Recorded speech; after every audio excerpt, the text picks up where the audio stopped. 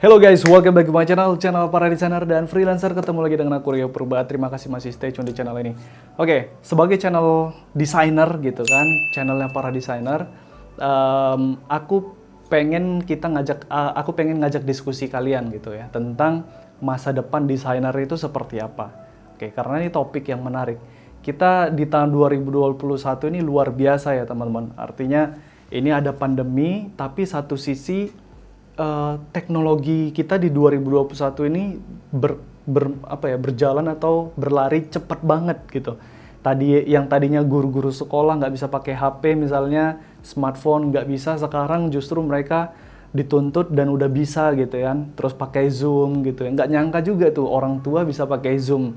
Kalau dulu kita berpikirnya, aduh pasti nggak bisa gitu kan. Tapi sekarang semuanya udah terjadi. Anak-anak SD udah bisa pakai Zoom, udah bisa lancar pakai HP. Dan itu baru faktor kecil aja teman-teman.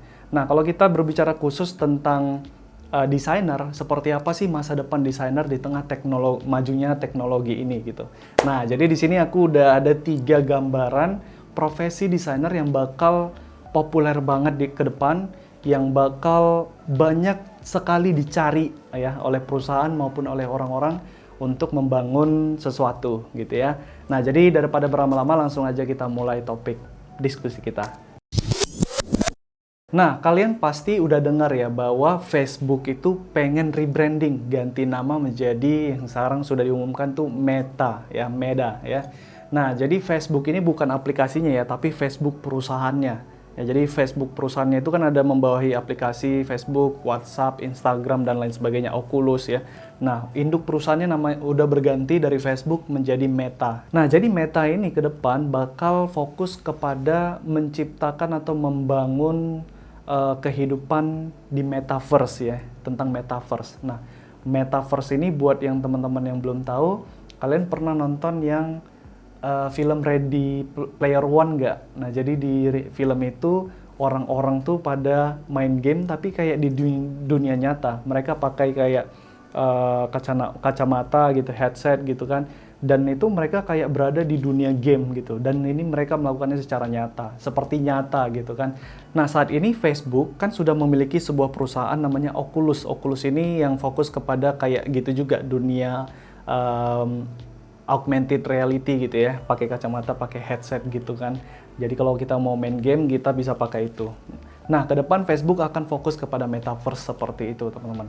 Nah, jadi menurut bayanganku gitu kan, profesi yang pertama yang bakal populer banget ke depan itu adalah UI UX designer.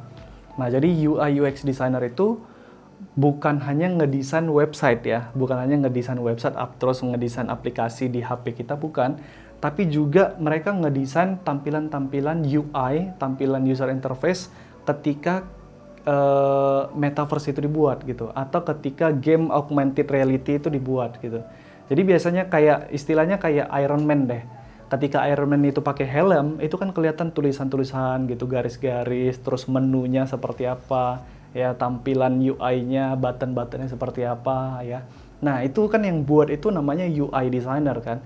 Dan UX designer juga diperlukan di situ perannya, karena ketika kita mau buat game misalnya berbasis metaverse, augmented reality, itu kan mereka harus punya menu kan. Misalnya dipakai kacamatanya, terus menunya itu cara memilih menunya gimana, warnanya seperti apa, tata letaknya seperti apa. Nah itu semua diatur oleh UI UX designer.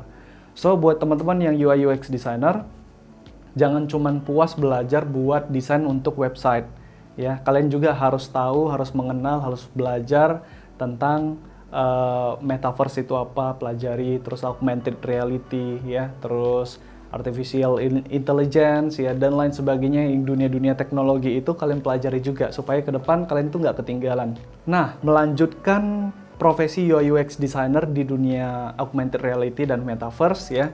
Selanjutnya menurut bayanganku profesi desainer yang bakal sangat populer sekali ke depan adalah 3D artist. 3D artist dan juga illustration artist gitu ya. Yang jago gambar lah pokoknya.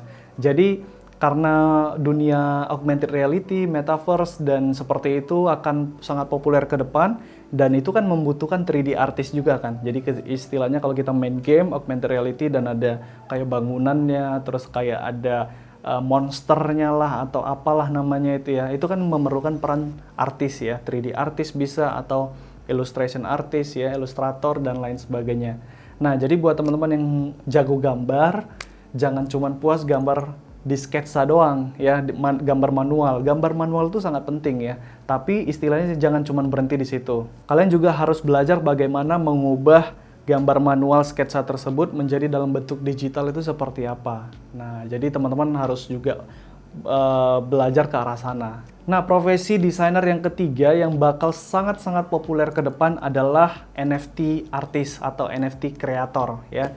Jadi NFT itu apa? NFT itu singkatnya adalah sertifikat kepemilikan atau surat tapi berbentuk digital ya, yang menyatakan bahwa kita memiliki sesuatu. Bisa berbentuk barang fisik atau bisa berbentuk barang tapi di dunia digital, dunia maya gitu. Dan NFT ini bukan hanya bicara tentang desain ya, tapi banyak hal yang bisa kita jual secara NFT ya. Di NFT bisa dalam bidang game ya, NFT game, dalam bidang desain otomatis ya, beli karya secara online yaitu di bidang NFT, kemudian banyak hal ya. Bahkan kalau teman-teman udah pernah dengar itu bisa beli tanah secara NFT, tapi tanahnya itu digital online. Jadi kita bisa beli tanah itu dengan secara NFT. Nah, jadi istilahnya teman-teman membeli surat kepemilikan dari satu barang.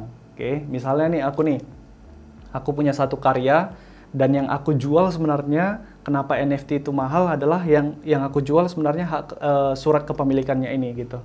Dan surat kepemilikannya ini tercatat secara blockchain, teman-teman. Artinya tercatat di blockchain dan itu cuma satu yang nggak bisa di-copy, nggak bisa digandain ya. Dan itu nggak bisa diretas juga. Yang nama blockchain itu kalau udah tercatat sekali, udah itu selamanya, teman-teman. Makanya surat kepemilikan atau NFT ini sangat mahal ya. Bisa ke depan tuh bisa harganya itu sangat-sangat jauh mahal gitu, teman-teman. Nah, jadi istilahnya kalau misalnya kalian jual karya atau jual desainnya itu JPEG-nya itu atau PNG-nya itu bisa di-copy. Bisa di-copy image, bisa di-copy paste gitu ya. Tapi kalau surat kepemilikannya, kalian nggak bisa copy itu. Kalian nggak bisa curi, kalian nggak bisa ambil. Kalau kalian pengen memiliki surat kepemilikan dari satu desain yang sangat dicari orang atau yang harganya mahal, kalian tuh harus beli ininya, NFT-nya. Kalian harus beli surat kepemilikannya. Dan ini hanya dipunyai oleh satu orang. Nah, itu makanya nggak bisa dicuri. Ya, kalian kalau mau memiliki satu barang tersebut secara sah, kalian harus memiliki ini. Harus membeli NFT ini kepada orang yang memegangnya. Makanya ketika NFT ini berganti orang, itu pasti otomatis harganya dinaikkan gitu ya. Jadi kalau misalnya ada yang pengen barang ini juga lagi ke depan ya dia harus membeli lagi dari orang yang sudah berganti ini tadi gitu. Begitu seterusnya, teman-teman. Jadi surat kepemilikan ini cuma satu, berpindah-pindah. Jadi nggak ganti-ganti, nggak bisa di copy paste gitu ya. Di Indonesia memang belum terlalu pesat sekali ya kemajuan NFT ini, masih ya hangat-hangatnya gitu ya.